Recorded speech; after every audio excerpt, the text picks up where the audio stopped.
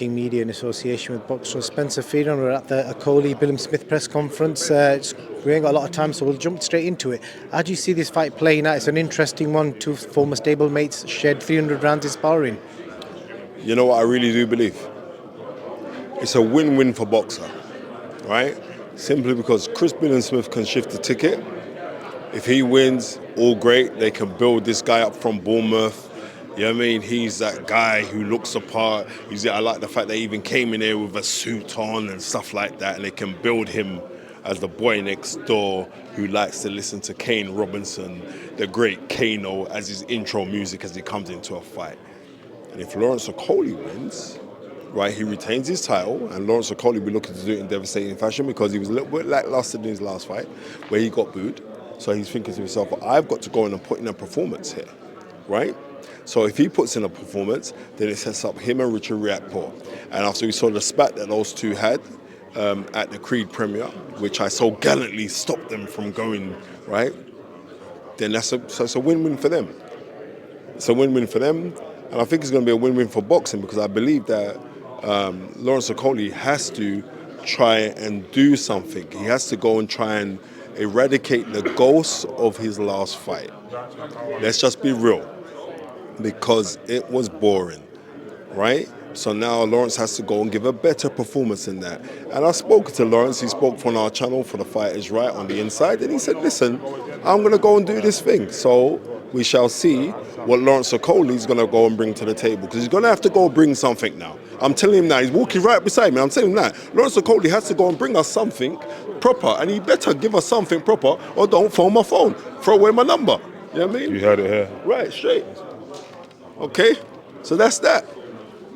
And do you think, looking at the styles, is it going to be a boring fight, or No, do you think it's going to be anything but boring? Because they both know each other, right? And this is what happens is this.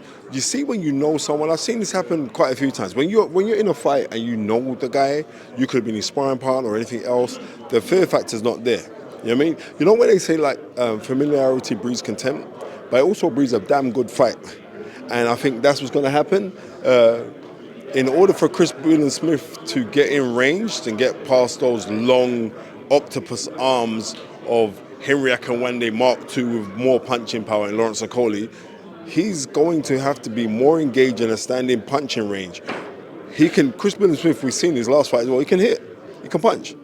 But when you're delivering your shot, you're also in range to get hit yourself. So it's the one that who can disguise the range, but then trigger at range, who's going to come up victorious. But I mean, we're going to see. It's going to be a great fight, man. I'm looking forward to this fight.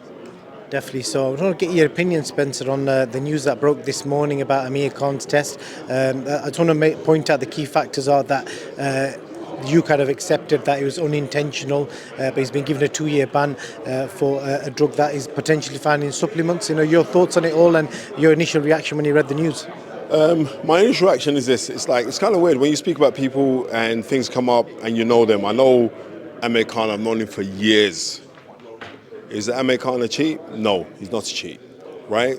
On an independent board study came up with the same thing that UKAD came up with, right? Saying that it was unintentional, what was found in his body. I think the worst thing was Amir Khan talking about it because it was ridiculous him talking about it. He should have kept his mouth shut and just kept it moving. Said, listen, I'm not no drug cheat, and kept on moving, right? And anyway, and if he was a drug cheat and it was actually for the Kell Brook fight, the drugs didn't work. How about that? You know what I mean? So, yeah, leave it at that. And you basically believe what he's saying, yeah? No, I don't believe what you're saying because I didn't hear what you're saying, so I don't know what you're saying. But do I believe that he's a drug cheat? No, I don't believe that he's a drug cheat.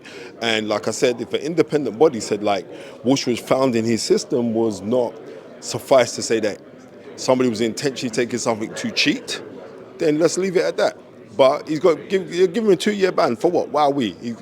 That's like me giving a jail sentence to Jimmy Savile. He's dead. He's not. You know what I mean? Just call it as it is. Good analogy. A last question I've got for you. KSI's comments yesterday. Have you seen the video? And No, what did you make of it? You'll have to explain to me. What do you say?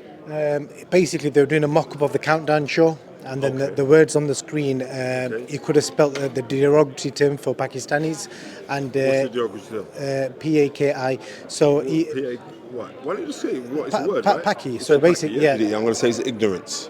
Do you know what I mean? It's ignorance, and these things need to be addressed. And he's got a massive platform where he can actually address those things properly. If it was the other way around and someone called me the N-word, I would take that greatly offensive. I don't use that word. I find that a very demeaning word, especially if a European was to call me the N-word, right?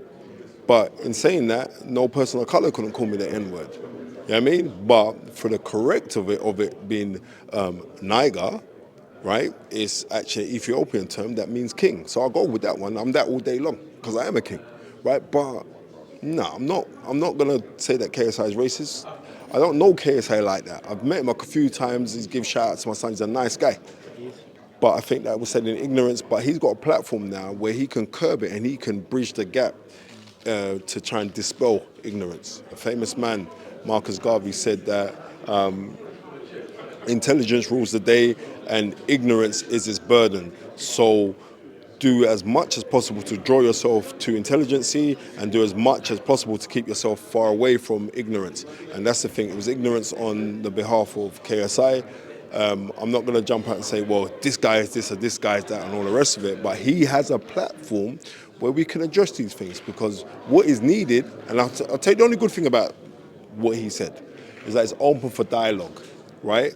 And everybody has their own Holocaust. Every culture has their own Holocaust, right?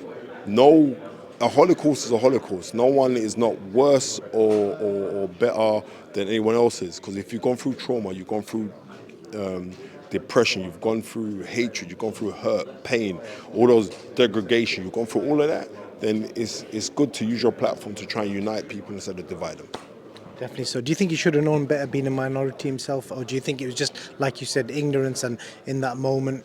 And also the person who actually released the video as well, it's his entire team, so it's a bit daft of them to even put that out.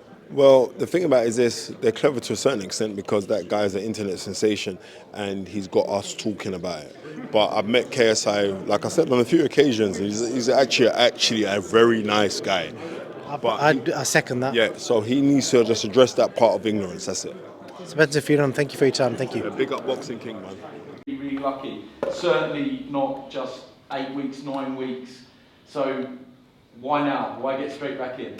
Yeah, for me, obviously, thank everyone for being here. Thank you to Isaac and Mike a while ago, also been on the undercard, and shout out to Chris Smith as well. I think for me, I had a year out of the ring for